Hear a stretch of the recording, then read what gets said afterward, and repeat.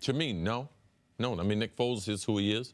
He's going to be inconsistent. That's the reason why he's one of the best backups, if not the best backup they have in the NFL. That's the reason why they brought him there, to build a backup for Carson Wentz. That's why guys are backups and not starters, is because every 3 to 4 games, they're going to play like a marginal to, man, why do I have this guy as my? So there will always be question marks about Nick Foles, his inability to be consistent for 2 months, 3 months. That's what he's shown throughout his career. Now, he does have some moments in there, and that's what makes him one of the best backups, because his talent level, his ability to be able to throw the ball, his overall experience, the number of games he started, the number of games he's been put into the game, his ability to be able to have success looking at a lot of different defenses. But no, Carson Wentz is a dynamic and, I believe, an elite quarterback. Doug Peterson believes that. The organization believes that. Because if you look at, since the Eagles have been on this winning streak, this, to me, is not a quarterback issue. It is a team issue. Collectively,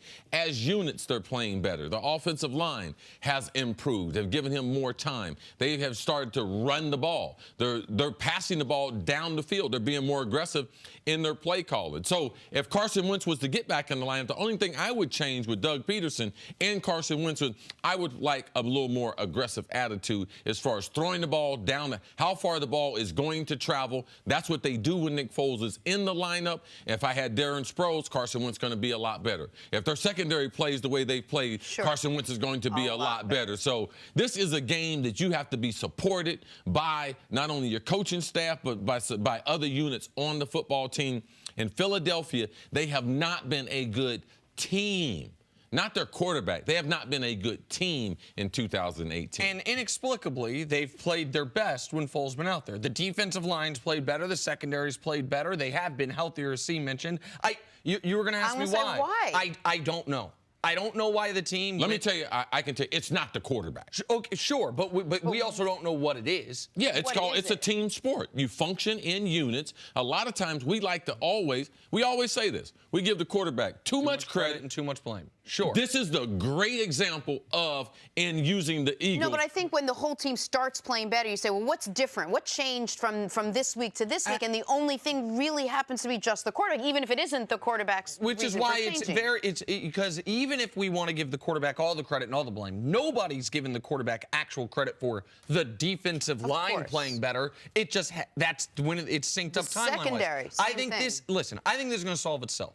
Because I think even if Philly does get into the playoffs, and I think they will, because I think the Bears are going to beat the Vikings this weekend. So even they get into the playoffs, they're not going to go on the magical run they went on last year. And as soon as Foles loses a playoff game... Now, we don't know that. I'm not going on the record with Nick Wright to be like they're not going to go on the run that they went on last year. Okay, well, then let me finish the thought. Because if they do go on the run they went on last year, that will change Doug Peterson's mind. If this team goes back to the Super Bowl, you're not changing the quarterback. I am.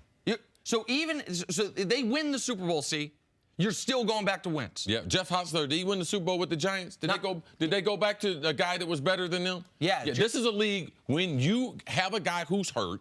All right? When that starter, if he's the stud, the franchise, we're going back to him. And that's what the Eagles did. And everyone knew they were going to do that. But Jeff Hostetler didn't do it again the next year.